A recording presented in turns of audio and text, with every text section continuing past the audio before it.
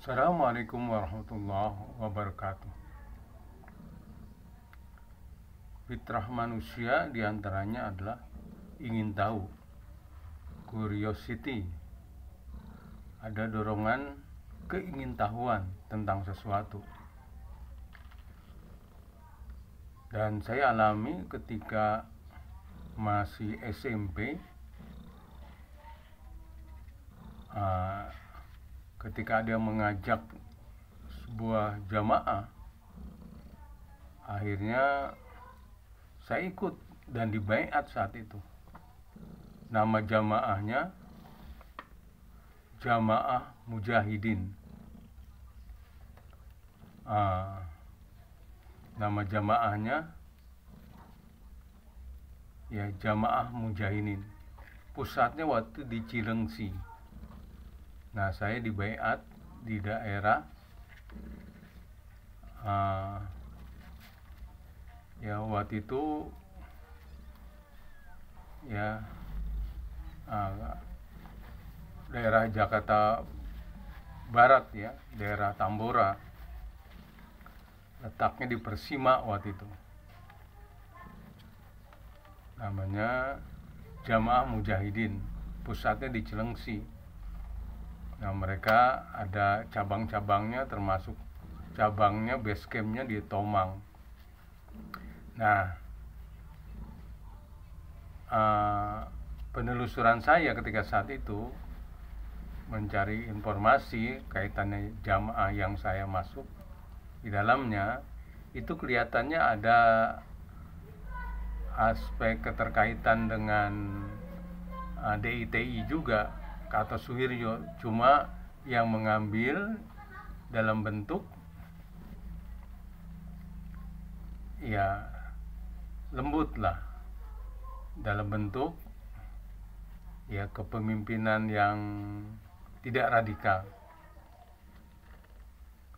Bahkan konsepnya kebalikannya dari NII. Kalau NII ingin mendirikan negara Islam Indonesia, ya, nah ini pecahan Kartosuwiryo juga, tapi dia tidak berpolitik, bahkan ya tidak berpolitik, bahkan tidak dibicarakan konsep bernegara. Mereka hanya membuat jamaah saja, ya seperti jamaah-jamaah yang lain yang ya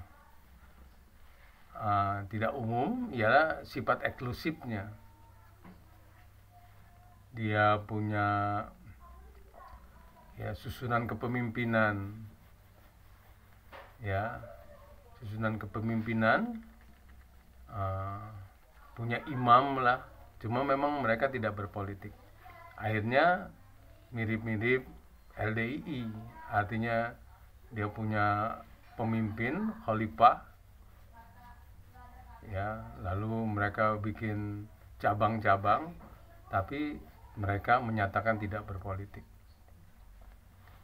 Nah, tidak tahu sampai sekarang ini masih ada apa tidak. Ya biasalah sebuah gerakan-gerakan, ya kan patokannya sebuah gerakan-gerakan itu besar atau tidaknya ditentukan oleh 4 hal. Satu, dasarnya ada tidak.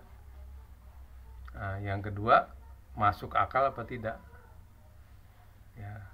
Yang ketiga, bisa menjawab pertanyaan apa tidak. Yang keempat, mensejarahkan apa tidak.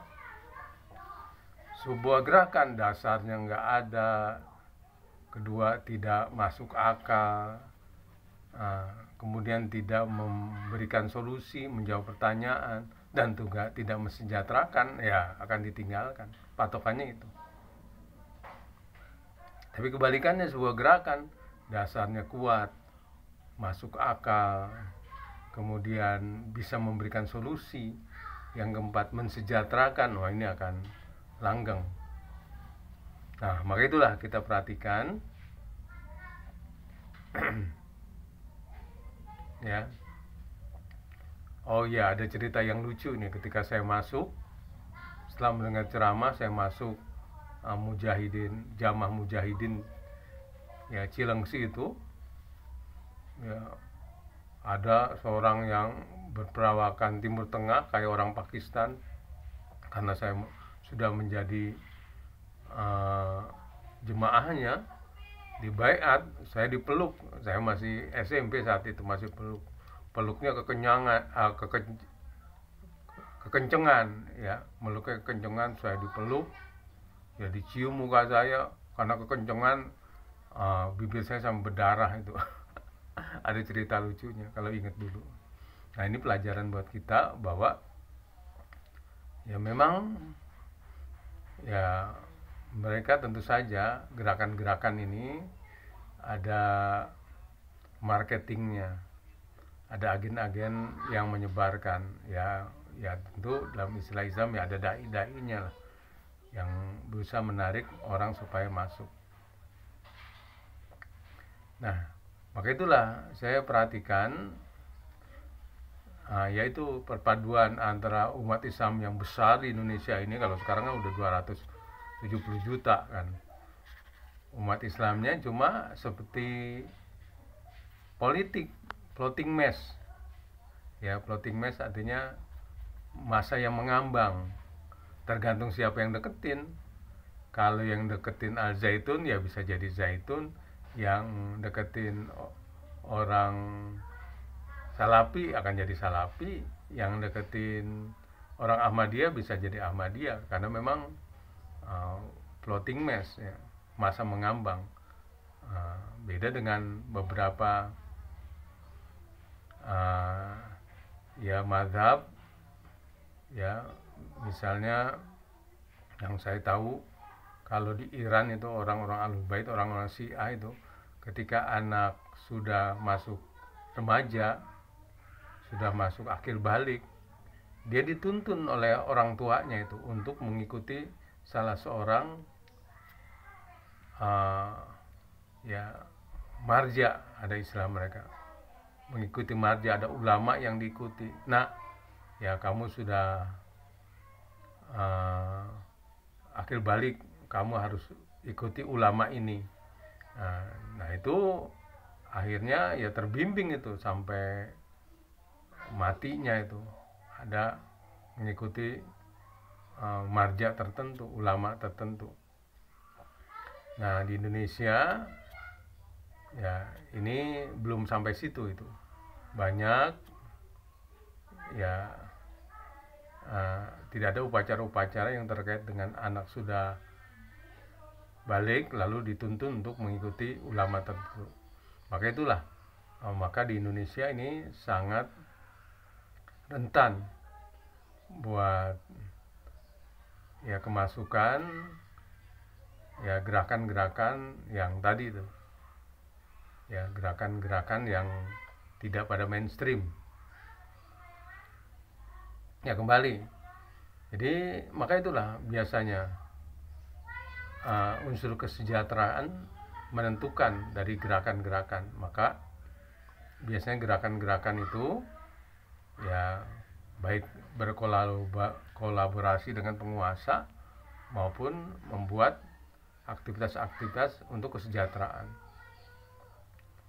Ya misalnya tadi itu saya dengar LDII maupun Ahmadiyah itu 20% itu untuk ya artinya zakatnya.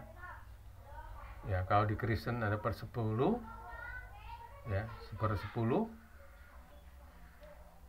ya gaji 10 juta harus menyerahkan kepada gereja tuh 1 juta. Nah, ada gerakan di Islam Ahmadiyah dan LDI konon kabarnya 20%. Maka mereka efektif juga itu dalam mengelola gerakan, termasuk mensejahterakan anggotanya, jemaatnya, atau juga dai-dainya.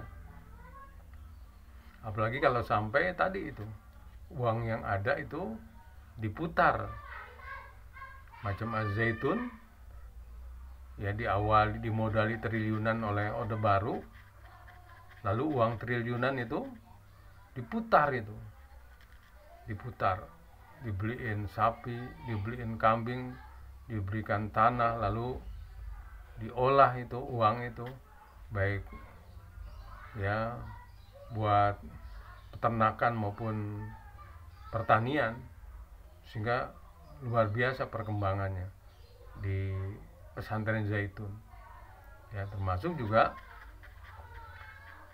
ya kreatifnya Zaitun itu yang kita baca perkembangannya